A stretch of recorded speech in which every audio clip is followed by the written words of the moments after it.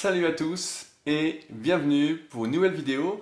Aujourd'hui, je voulais faire un peu le point sur l'EMG en musculation qui est revenu depuis peu à la mode et vous expliquer en quoi ça consiste et quelles sont ses limitations.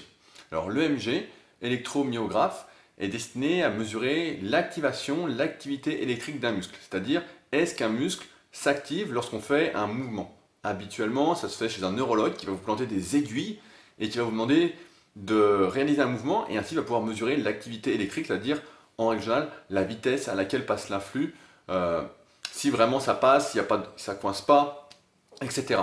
Maintenant, en musculation, ça a été très à la mode, notamment dans les premiers magazines que j'avais achetés au début des années 2000, et on nous expliquait que grâce à l'EMG, on pouvait déterminer quels étaient les meilleurs exercices, ceux qu'il fallait absolument faire de ceux qu'il ne fallait pas faire.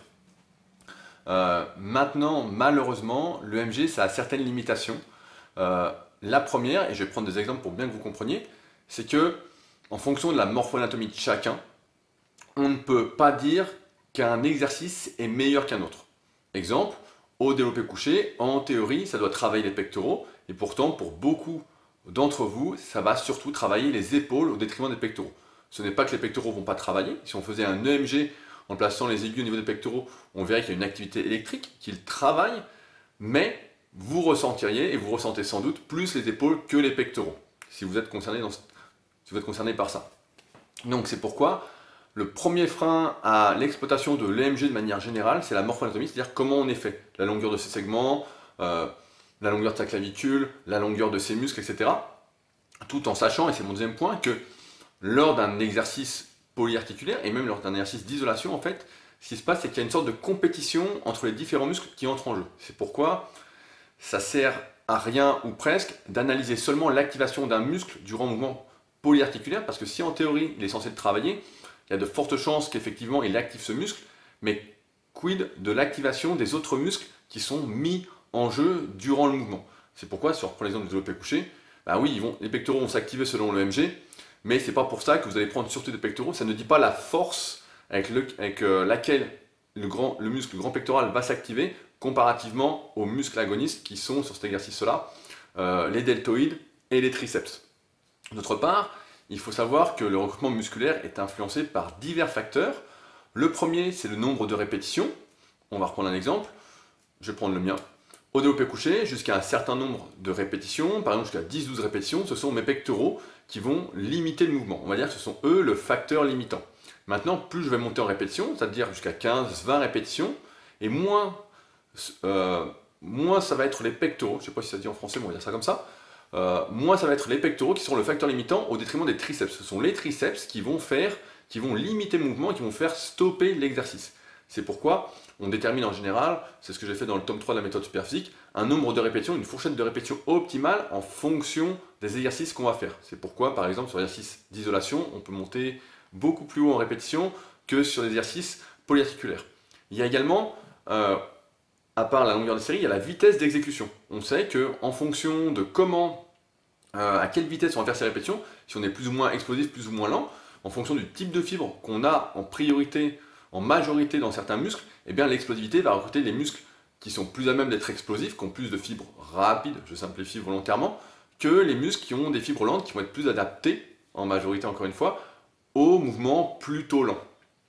De même, on pourrait également dire que le recrutement est influencé, notamment si vous faites de l'unilatéral, par le toucher. On sait que, par exemple, si vous faites des biceps, du cœur pupitre, un bras, voilà, et que vous touchez votre biceps en même temps que vous réalisez l'exercice, vous allez mieux recruter le biceps. C'est pourquoi l'EMG, c'est très difficile à exploiter, notamment quand c'est pas fait sur soi-même, quand on ne mesure pas l'activité électrique de tous les muscles qui participent au mouvement pour voir qui travaille le plus. Et c'est pourquoi ce n'est pas d'une très grande aide en fait pour choisir les meilleurs exercices pour soi. La meilleure aide, en fait, c'est de faire son analyse morpho-anatomique, de voir comment on est fait, et surtout de se fier aux sensations, à la congestion qu'on a, même si ce ne sont pas des facteurs principaux, lorsqu'on ne prend pas de produits dopants pour progresser en musculation. Donc, eh ben, ce sont des feedbacks importants pour nous permettre de dire, bah voilà, c'est ça qui travaille le plus. Je reprends l'exemple du développé couché. Si vous faites du développé couché, et vous avez les pectoraux qui gonflent, c'est eux qui gonflent le plus à la suite de l'exercice, bah, en gros, l'exercice vous fait bien les pectoraux, fait majoritairement les pectoraux, et vous allez prendre des pectoraux à mesure que vous allez progresser. Maintenant, si à l'inverse, Vos pectoraux ne gonflent pas du tout, il n'y a presque pas de congestion, et ce sont les épaules à la place qui gonflent, qui congestionnent, vous avez des sensations via le même exercice, et bien ce sont elles qui vont faire la majorité du travail, et donc se développer à mesure que vous allez progresser au développé couché. Donc c'est pourquoi il est impossible de faire une généralité en disant que selon le MG, tel exercice est meilleur pour vous, tel est meilleur pour tout le monde. En fait, c'est encore une fois une histoire de personnalisation et on ne peut pas dire comme ça de but en blanc en mesurant l'activité électrique d'un seul muscle en disant voilà cet exercice-là est meilleur, surtout si on ne mesure pas l'activité électrique des autres muscles qui participent au mouvement. Je prends un exemple, un autre exemple pour terminer. Si vous faites du curl au pupitre, vous allez sans doute voir que le biceps travaille plus, entre guillemets, et plus activé que sur un curl incliné. Parce que le biceps est moins étiré, il est en position un peu plus raccourcie. Donc forcément, quand il est un peu plus raccourci, l'activité montre qu'il s'active fortement. Mais si on ne mesure pas l'activité électrique du brachial antérieur et du long supinateur, deux muscles qui participent, qui sont également moteurs du mouvement, eh ben, on ne peut pas dire que le curl au pupitre est un meilleur exercice pour les biceps, pour tout le monde. De mon expérience et de ce que j'explique notamment dans le guide de la musculation au naturel, en fonction de la longueur de son biceps, de la longueur de son brachial antérieur et de son long supinateur, il y a un meilleur exercice qui est soit le curl incliné, soit le curl pupitre à un bras, soit le curl debout à la barre, etc. Mais on ne peut pas faire de généralité et c'est pourquoi l'EMG, qui peut être un bon indicateur, est vraiment à prendre avec des pincettes si vous ne faites pas, si vous n'analysez pas l'activité de tous les muscles qui vont participer. Donc voilà, je voulais faire une petite vidéo là-dessus parce que j'ai vu que c'était à la mode dernièrement.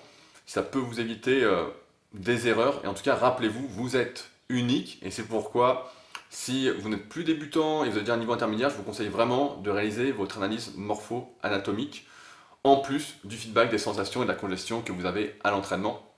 Il n'y aura pas mieux pour vous aider à sélectionner les meilleurs exercices pour vous. Si jamais, comme d'habitude, je mets des liens pour aller plus loin dans la description de la vidéo. Si vous avez des questions en particulier, n'hésitez pas à utiliser les forums Superphysique, ils sont là pour ça. Je réponds à l'écrit et après en vidéo quand je peux apporter un peu plus qu'à l'écrit. Et donc, j'ai plus qu'à vous souhaiter un bon entraînement et à vous dire à bientôt dans une nouvelle vidéo. Salut!